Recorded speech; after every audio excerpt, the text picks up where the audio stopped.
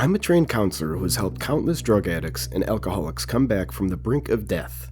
I believe fully in Alcoholics Anonymous, Narcotics Anonymous, and the 12-step program. The full acceptance of these steps and the meaning that comes from believing in a higher power has created literal miracles in front of my eyes. I've seen homeless alcoholics who were months away from dying, shaking wretches of people with jaundiced eyes and wet brains, but after a year of AA and sobriety, they were some of the most confident, happy, and spiritual people I had ever known. They would give you the shirt off their back, and they constantly volunteered to save others from the brink of death. Some of them became staples of their community, devoted church members and deacons entrusted with large sums of money, and not one of them I knew ever betrayed the trust the community had in them after their recovery. AA and NA gave their lives meaning and, over time, sometimes gave them almost total inner peace. But during the recession caused by the global COVID pandemic, I lost my job. I became desperate and applied to hundreds of jobs, absolutely anything related to counseling or helping addicts. Then, one day I got a call. "Hello, may I please speak to Jonathan?" The deep male voice said on the other end of the line. "Speaking," I said. "Hi there, Jonathan. My name is Winston. I work for a company that is seeking highly qualified counselors such as yourself. Would you be interested in coming in for an interview?" he asked. Well, I was fairly desperate. I also knew that I had to ask the most important question for any potential job. "How much is the starting pay, if you don't mind me asking?" I said bluntly. Winston chuckled slightly. $80,000 a year, he said. I smiled inwardly, excited about the new prospect. Most of the drug and alcohol counselors in New England made far less than that, despite the fact that the job required a college degree and years of schooling. We made plans to meet, and I went in for the interview and was hired on the spot. I was to begin immediately. Winston was a mountain of a man, at least 6'6" with a shaved head and tattoos all over his body. His muscles looked like they had been sculpted out of marble. But he was also quite nice, smiling and laughing all the time as he showed me around the counseling building. As we neared the end of the tour, he brought me into a room in the basement where a sign had been posted on the door that said, "Meeting in progress. Come in." He pushed the door open slowly, and I saw the room was composed of all men, most of them white. They sat in chairs that faced a podium at the front, and a man was speaking there. "Thanks to this program, I've been clean for 6 months now," he said sheepishly. He was a small man with huge glasses, balding brown hair, and a pudgy belly.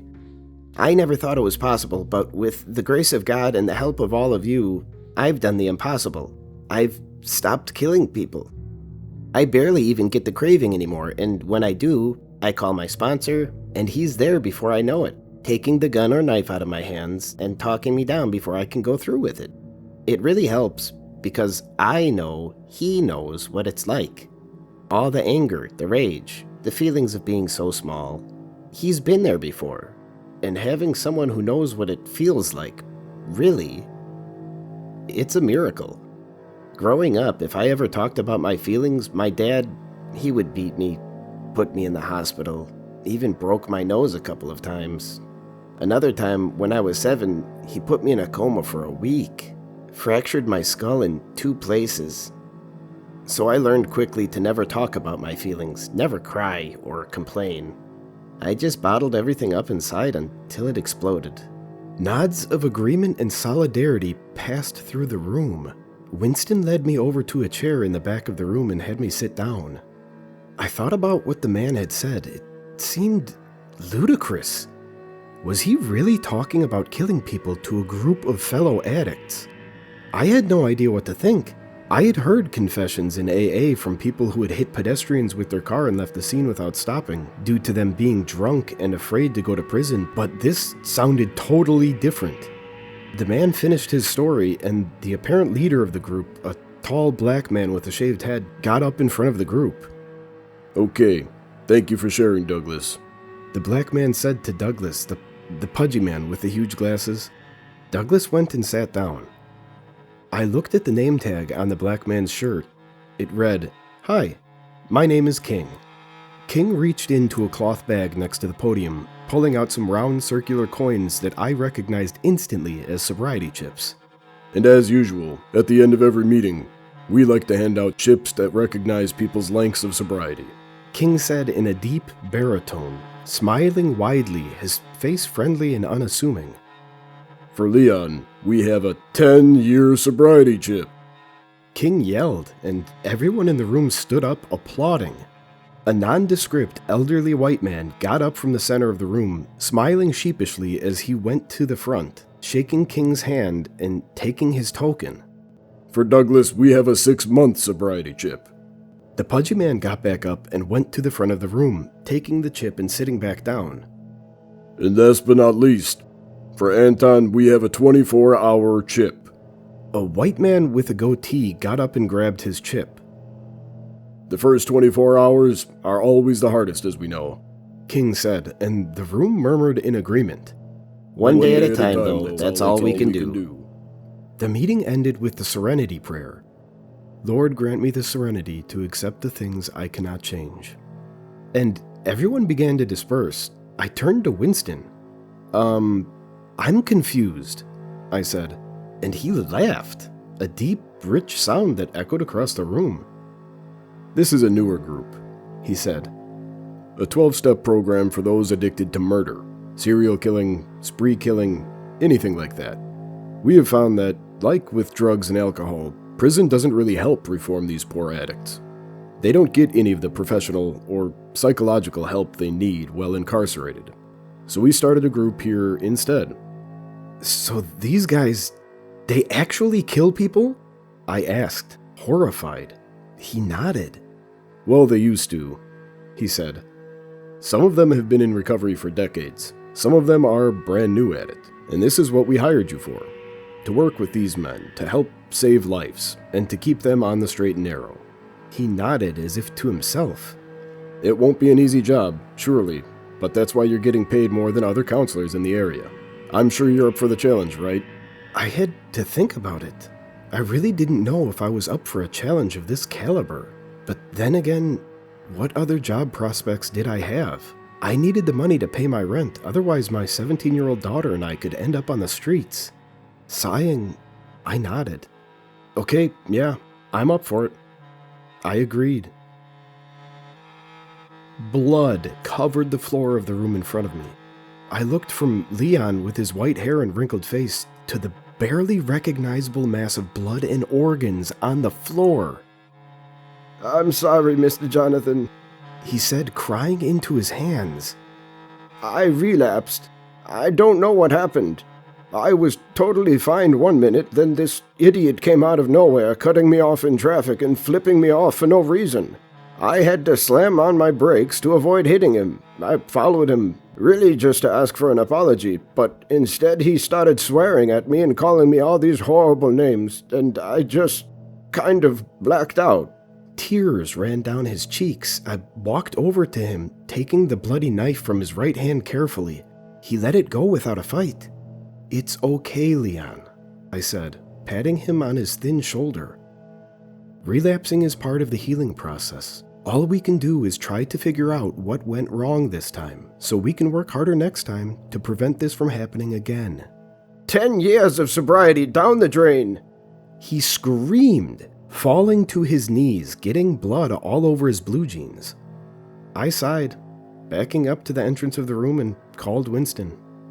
"Yeah, I might need a little more help here on the basement level of the counseling building," I said. "Leon had a relapse, and he's in a really bad state. Do you know who his sponsor is?"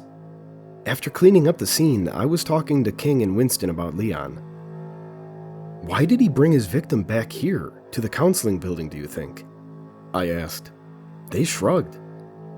"This is where they're comfortable," King said, shrugging. "This is where they have friends and can talk openly. Maybe they just instinctively come here during times of struggle. I really don't know." Just then, my phone started ringing.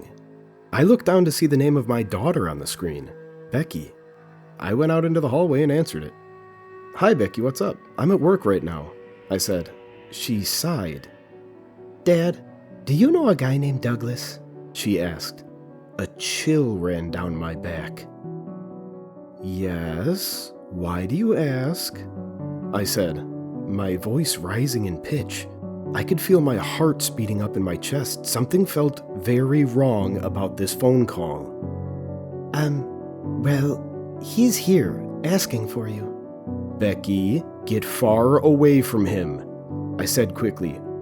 Call the police, get the gun out of the cabinet in my room, lock the door, and stay there until the cops arrive. Got it?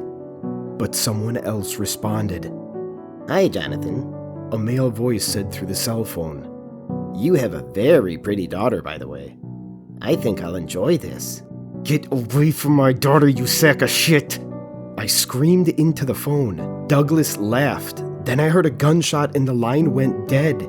I started sprinting through the building towards the parking lot outside. My house was only a 5-minute drive from the counseling building, and I prayed I could get there in time. Please, God, let her still be alive! I wailed, running as fast as I could. I ran into the house, seeing a trail of blood leading from the living room to the basement. I gasped in horror. Visions of Becky's dead body shoved into a barrel or cut into pieces with a chainsaw flipped through my mind in rapid succession. I followed the trail of blood into the basement where the light was on, and what I saw there stunned me to no end. Becky stood over the dead body of Douglas. She was cutting off his head with a bandsaw, whistling to herself, an angelic smile on her smooth, placid face. There was a drain in the basement floor, and she was letting the blood flow down it as she cut the body into pieces, throwing each piece into a plastic barrel. Becky, my God, what are you doing? I yelled. She turned around, a look of happiness and bliss in her eyes. Just something I enjoy doing, Daddy, she said, smiling widely. He's not my first, you know. You had nothing to fear. Once I saw this loser sneaking around in our backyard scoping out the house, I just went into your room and grabbed your gun, hiding it in my hoodie. He thought he was so smart, but really, he was the easiest kill I've ever had. She laughed. I quickly walked over to her, embracing her in a hug. I'm just glad you're alive, I said, tears beginning to drip down my face, my vision turning blurry as a wave of emotions overtook me. The next week, I was heading back to work. Becky in the passenger seat. She was complaining, as teenagers often do. I don't see why I have to go to these stupid groups. She yelled at me. I sighed. Look, you have an addiction problem, I said to her. I know you don't know it yet. Teenagers never realize it. Hell, even adults are often in denial about their problems, Becky. I just want you to go and talk to these people. See if you can't relate to what they're saying. You said you've killed what, 4 people already? She nodded glumly.